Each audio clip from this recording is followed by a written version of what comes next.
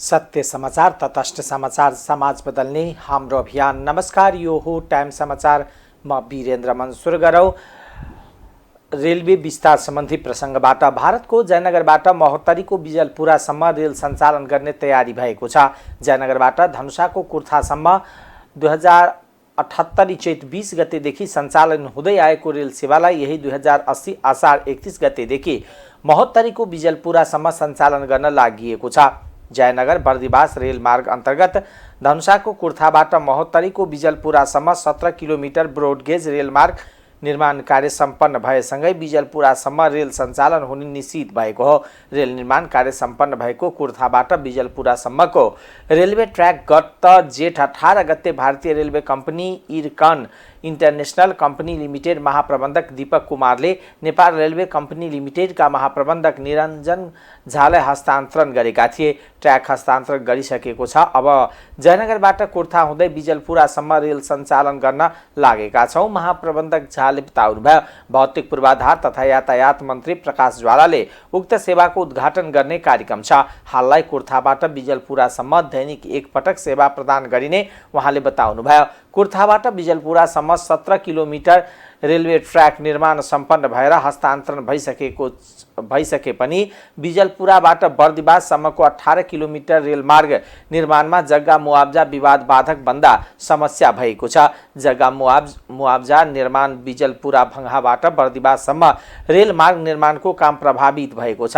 Nepal railway कम्पनीका engineer Rabindra Kumar शाहले कतिपय ठाउँमा सडक छ तर नक्सामा छैन, तैपनि स्थानीयले मुआब्जा मागिरहेका छन्। यही कारणले बिजलपुराबाट बर्दिवाससम्म रेलवे ट्र्याक निर्माणको काम समस्या भएको छ।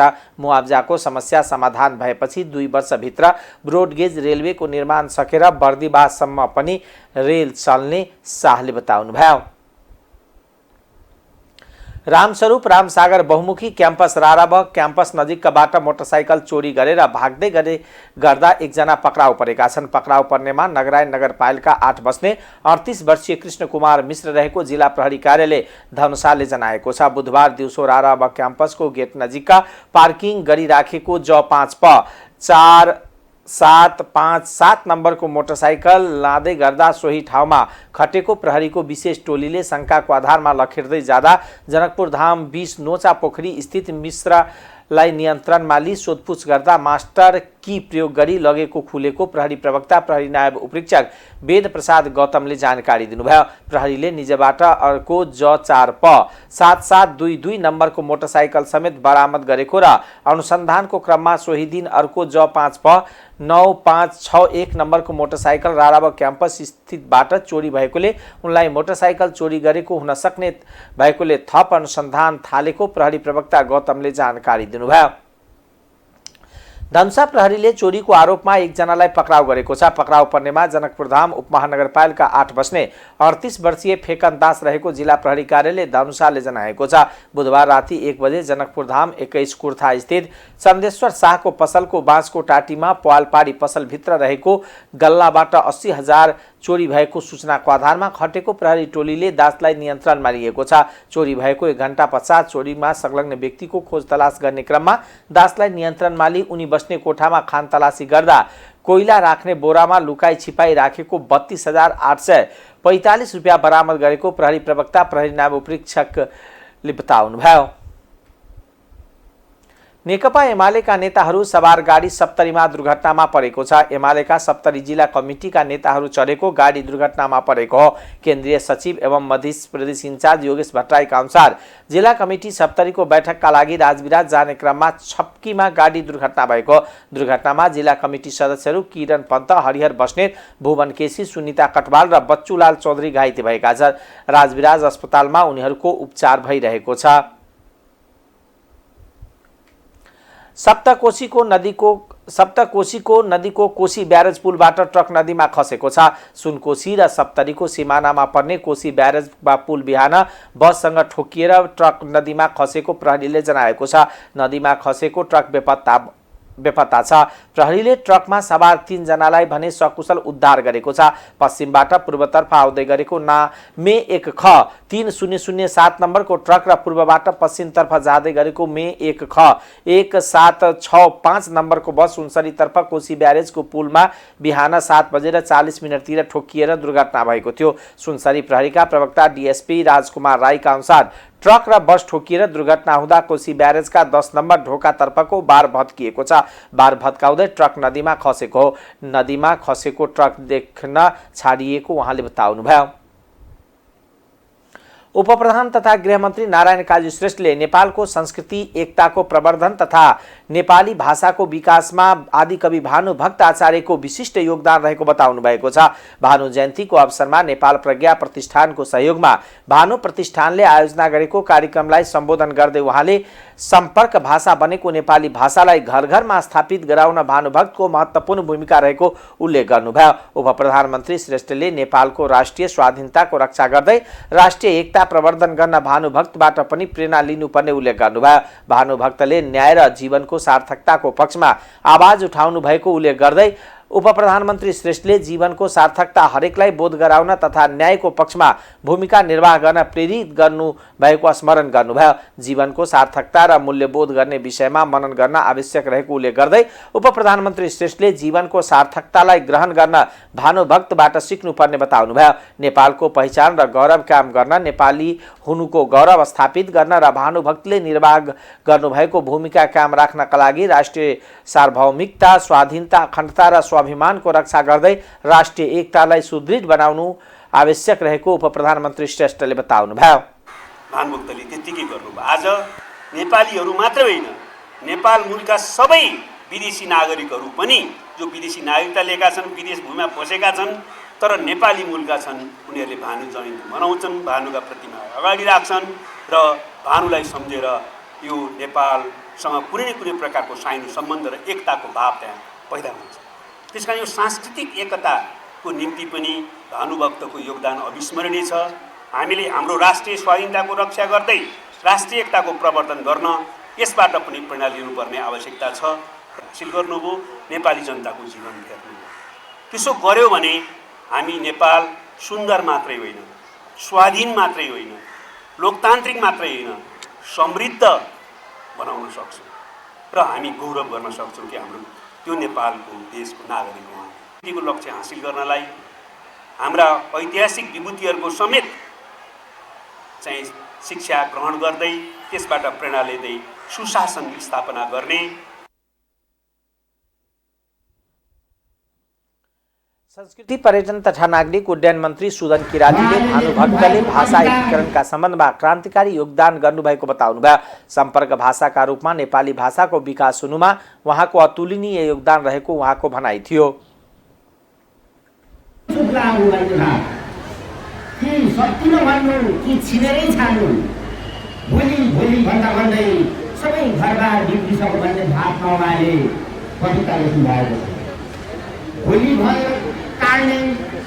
भोलि भएर टार्ने राणाकालीन प्रशासन न्याय प्रणालीको ढिला सुस्तीमाथि त्यो बेलाको जमानामा उहाँले भयङ्कर रूपमा व्यङ्ग्य गर्नुभएको थियो, त्यति ठुलो प्रहार गर्नुभएको थियो कविता मार्फत।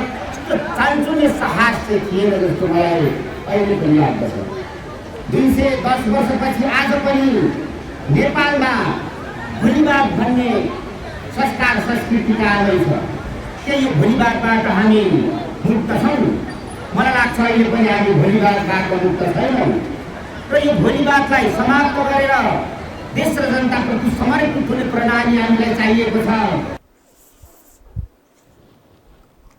भोलिवादलाई समाप्त गर्ने दायित्व हामी सबैको काँधमा आएको उल्लेख गर्दै मन्त्री किरातीले भानुभक्तको औचित्य आज पनि उत्तिकै सान्दर्भिक रहेको बताउनुभयो। कार्यक्रममा विभिन्न साहित्यिक व्यक्तित्व तथा संस्थालाई सम्मान गरिएको थियो।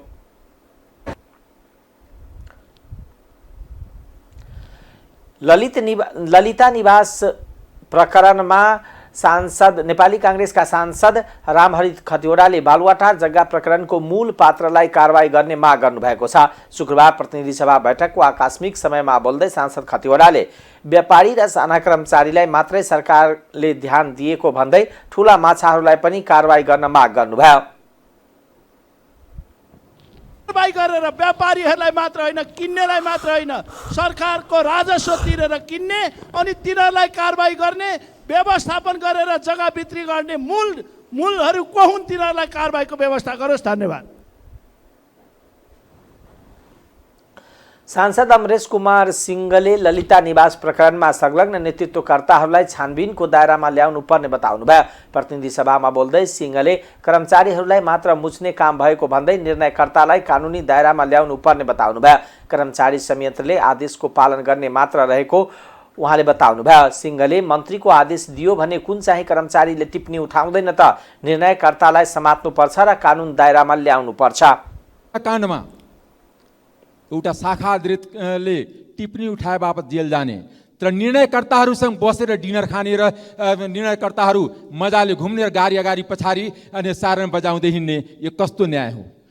जो निर्णय गरेछ शाखा अध्यक्षबाट टिप्पणी उठेर जुन सहसचिव यहाँ गएछ, सचिव यहाँ गएछ, क्याबिनेटबाट संलग्न मन्त्री र प्रधानमन्त्रीलाई कारबाहीको दायरामा लानुपर्छ, त मात्रै यो भ्रष्टाचार उन्मूलनको काम हुन्छ। न त दलहरू बसेर भ्रष्टाचार गर्ने र कर्मचारीलाई जोगाउने। त्यस कारणले के हुन्छ, देशको सम्पूर्ण प्रशासनिक संयन्त्र भोलिको दिनमा काम गर्दैन, किनकि कर्मचारी संयन्त्र त आदेशको पालन गर्ने हो।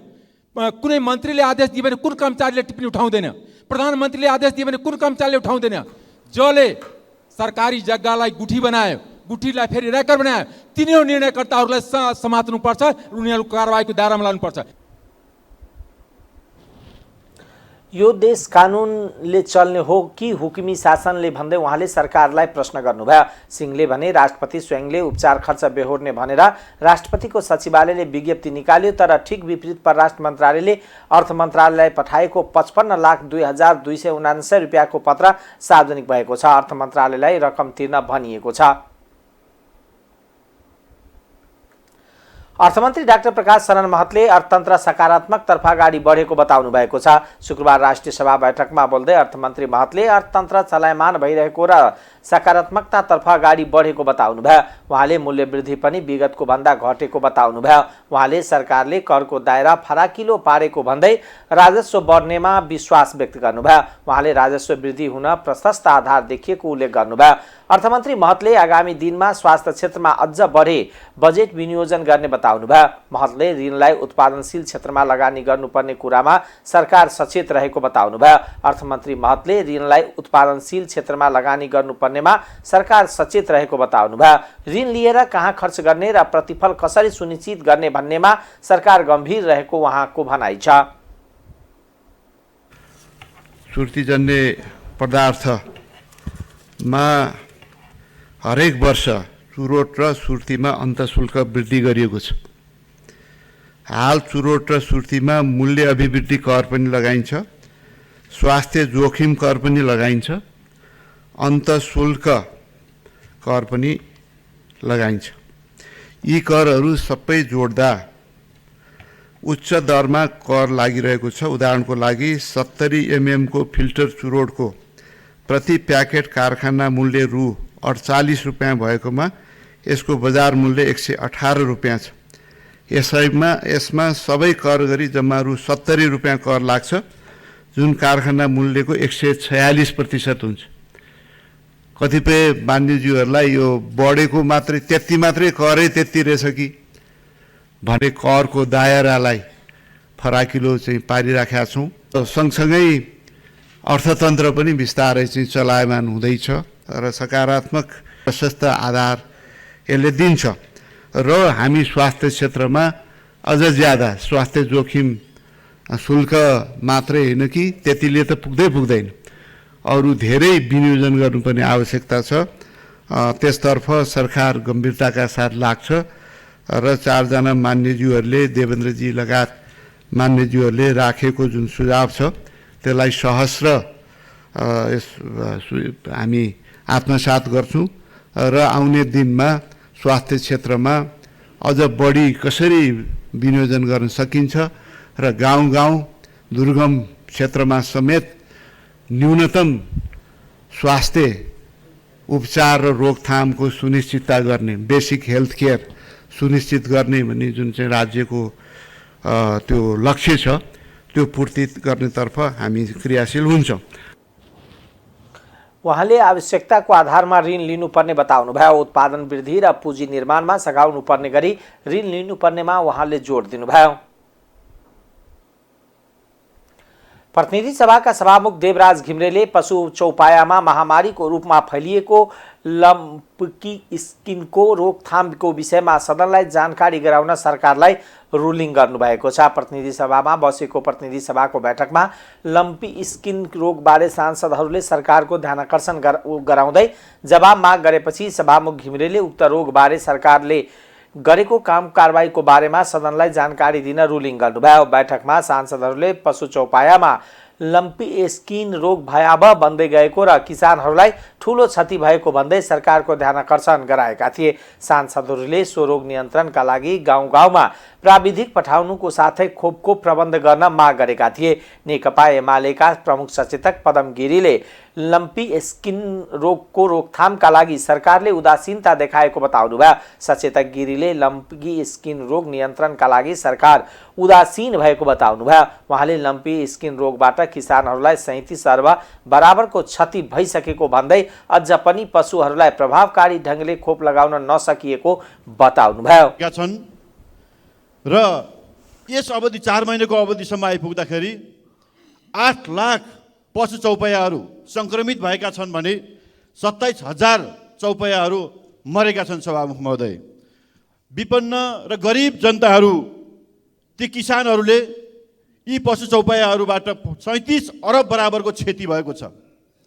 यस्तो विकराल स्थिति हुँदाखेरि पनि सभामुख महोदय, सरकारले यसलाई जसरी गम्भीरताका साथ लिनु पर्थ्यो र जुन तदारुकता देखाउनु पर्थ्यो, जुन ढङ्गले उपचारको काममा लाग्नु पर्थ्यो, खोपहरू जसरी प्रभावकारी ढङ्गले वितरण गर्नु पर्थ्यो, सरकारले यसमा उदासीनता देखाएको कारणले किसानहरूले यति ठुलो 37 अर्ब भन्दा बढीको क्षति बेहोर्नु पर्ने अवस्था आज सिर्जना भएको छ। सभामुख महोदय, सरकारले समयमा सजगता देखाएको भए यो क्षति बेहोर्नु पर्ने स्थिति थिएन।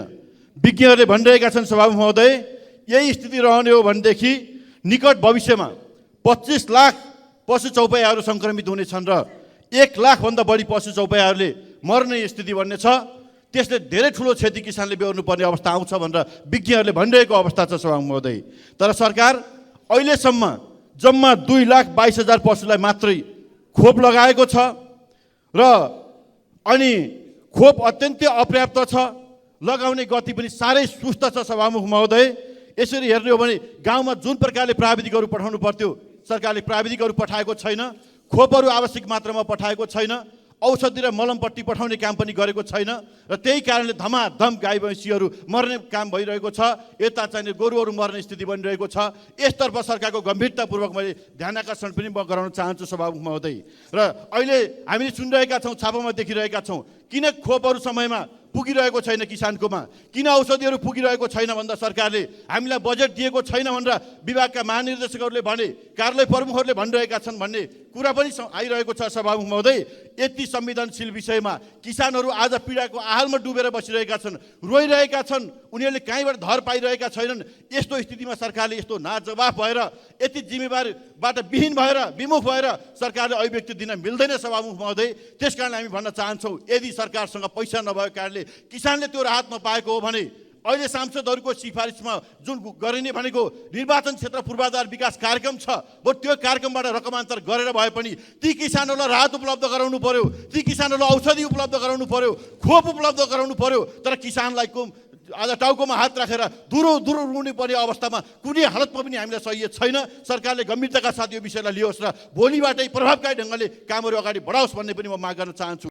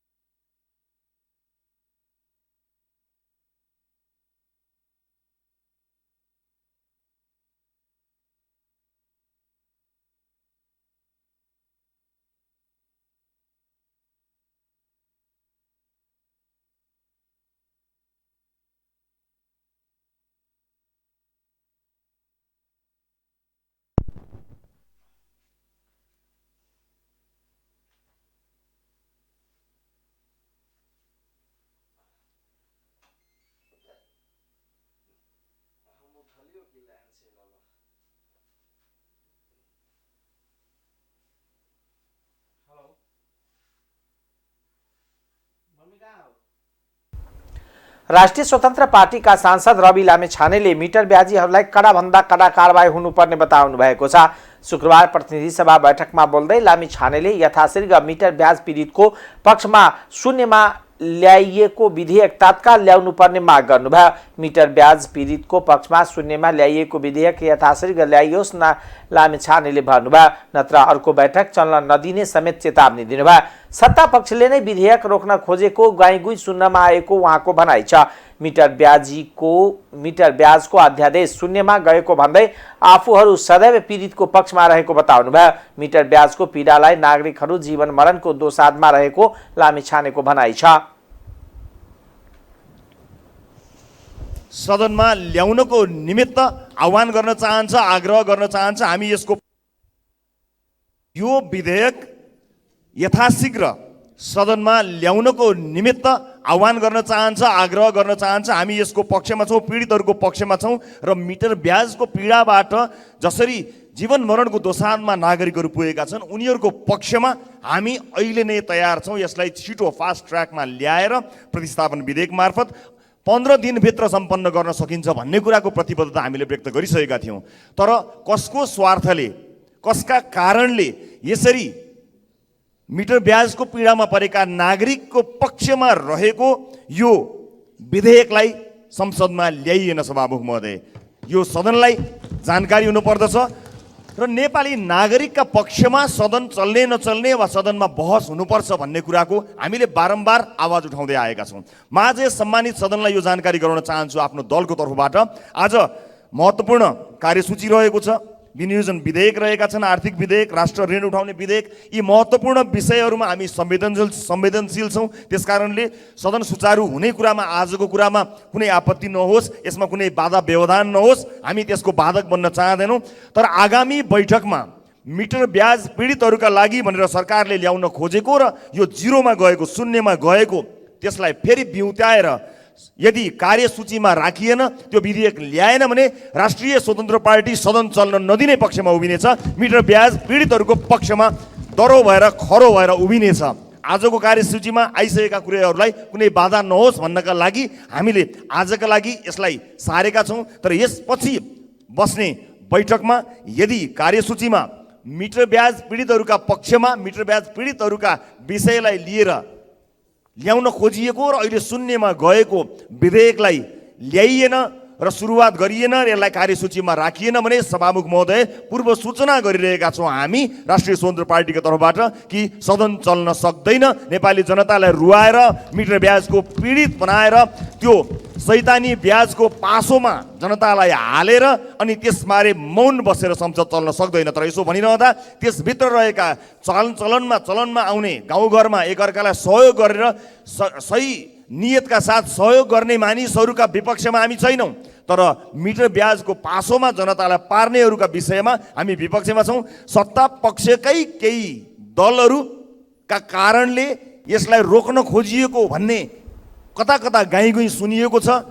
यो सदनले थाहा पाओस्, सिङ्गो देशले थाहा पाओस् कि मिटर ब्याज पीडितहरूको पक्षमा को छ, विपक्षमा को छ। त्यसकारणले म गम्भीरतापूर्वक सम्माननीय सभामुख महोदय मार्फत सदनलाई यो जानकारी गराउँछु। धन्यवाद।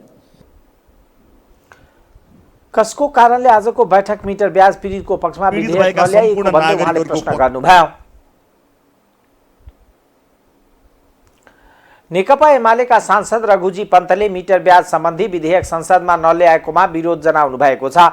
शुक्रबारको प्रतिनिधि सभा बैठकमा शून्य समयमा बोल्दै सांसद पन्तले सरकारले एमालेका कारण विधेयक पास भएन भनेर भ्रम फैलाउँदै हिँडेको तर सदन निर्विवाद चल्दा विधेयक नल्याएको बताउनुभयो। एमालेको अवरोधका कारण विधेयक पास भएन भन्दै हिँड्नु भएको थियो।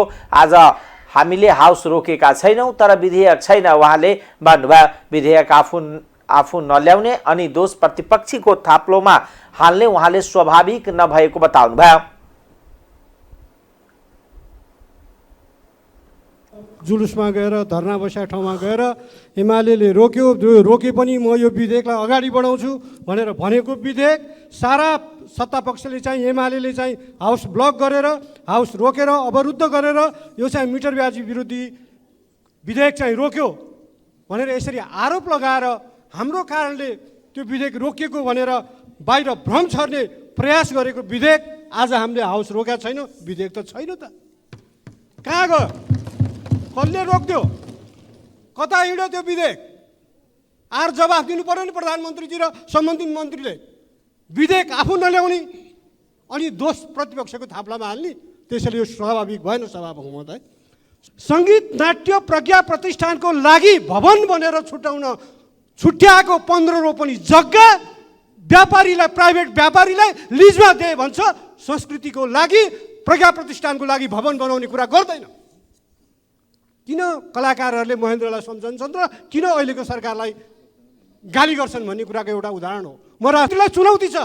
20 वर्ष भयो चुँदीरम्घा, तनहुँको चुँदीरम्घा भानु नगरपालिकामा रहेको भानुभक्तको घर बनाएको घर जलेको कसैले बनाउँदैन। त्यहाँ जाँदाखेरि प्रत्येक साहित्य प्रेमीको मन रुन्छ।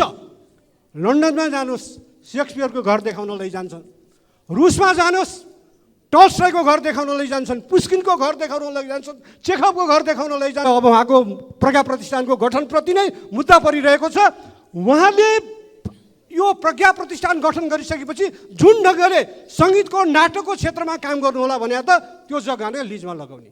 त्यसैले मेरो माग छ, यो लिजमा लगाउने कुरा तुरुन्त बन्द गरियोस्। एउटा अखबारले उहाँलाई, अखबारहरूले विभिन्न ढङ्गले लेखे, उहाँले खण्डन गर्नुभयो मैले गरेको छैन भनेर। सम्पादकीय लेखेर च्यालेन्ज गरे।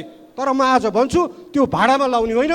त्यहाँ अर्थमन्त्री र संस्कृति मन्त्री मिलेर त्यहाँ प्रज्ञा प्रतिष्ठानको भवन बनाउनको लागि बजेट निकासा गर्नुहोस्। आजको कार्यसूचीमा मिटर ब्याज सम्बन्धी विधेयक संसदमा ल्याउन नसक्नुको कारणबारे प्रधानमन्त्री र सम्बन्धित मन्त्रीले जवाब दिनुपर्ने उहाँको भनाइ छ।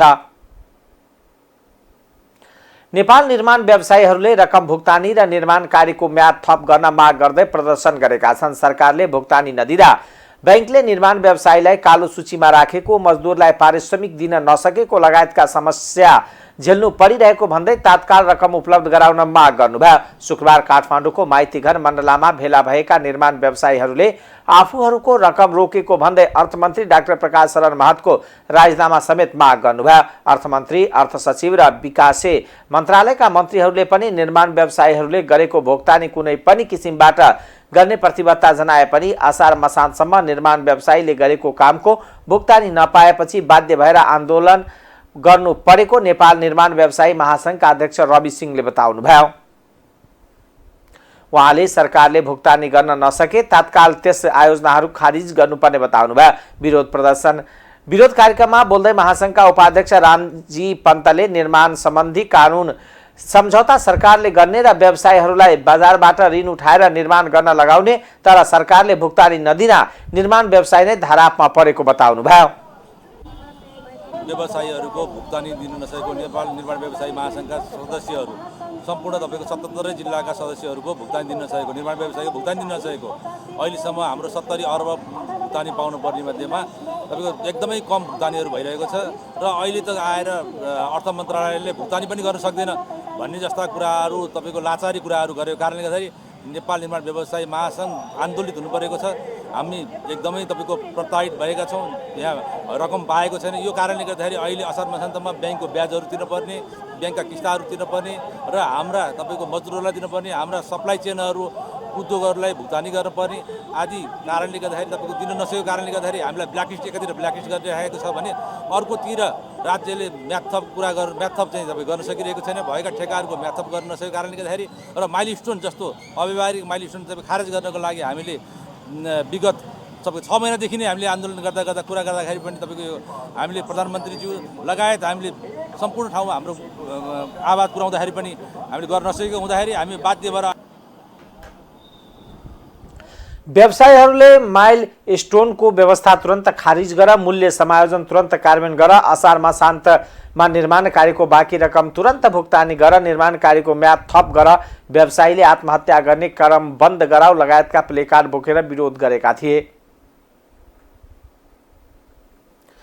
परराष्ट्र मन्त्री एनपी साउद र अमेरिकी सहायक विदेश मन्त्री डोनाल्ड लू बीच भेटवार्ता भएको छ। छलफलमा डोनाल्ड लूले एमसीसी कार्यान्वयनका विषयमा चर्चा गरेका थिए। शुक्रबार अपराह्न सिंहदरबार स्थित मन्त्रालयमा भएको भेटवार्तामा मन्त्री लूले एमसीसी कार्यान्वयनसँगै सन् 2026मा नेपाल अल्पविकसित मुलुकको सूचीबाट स्तरोन्नति हुने बताएका थिए।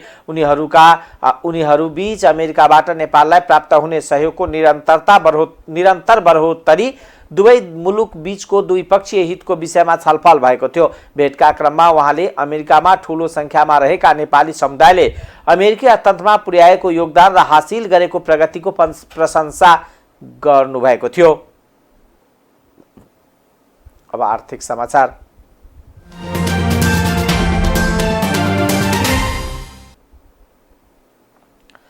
विकास बैंकहरूले ब्याज दर नियन्त्रण गर्ने भएको छ। आउँदो साउनमा विकास बैंकहरूले ब्याज दर कम गरे पनि ब्याज दर निर्धारण गर्नका लागि खुला नछोड्ने निर्णय गरेको छ। विकास बैंक एसोसिएसनका अध्यक्ष तथा साङ्ग्रिला डेभलपमेन्ट बैंकका प्रमुख कार्यकारी अधिकृत सुयोग श्रेष्ठका अनुसार बजारमा निक्षेपको माग भन्दा आपूर्ति बढिरहेकोले साउनदेखि विकास बैंकहरूमा पनि ब्याज दर घट्नेछ। उहाँले अहिलेको बजारको अवस्थालाई मध्यनजर गर्दै विकास बैंकहरूले पनि ब्याज दरलाई छाडा भनेर मनपरी गर्न नदिने तर आम ग्राहकलाई सहुलियत दिनका लागि ब्याज दर कम गरेर जान सबै विकास बैंकहरू सहमत भएका छन्। यता वाणिज्य बैंकहरूले भने साउनदेखि ब्याज दर निर्धारणमा कार्टेलिङ गर्ने निर्णय गरेका छन्। वाणिज्य बैंकहरूको संस्था नेपाल बैंकर्स संघले लामो समयदेखि कार्टेलिङ खारिज गर्दै निक्षेपको ब्याज दर तोक्ने जिम्मा सम्बन्धित बैंकहरूलाई छाडेको छ। विकास बैंकले आगामी साउन 1 गतेबाट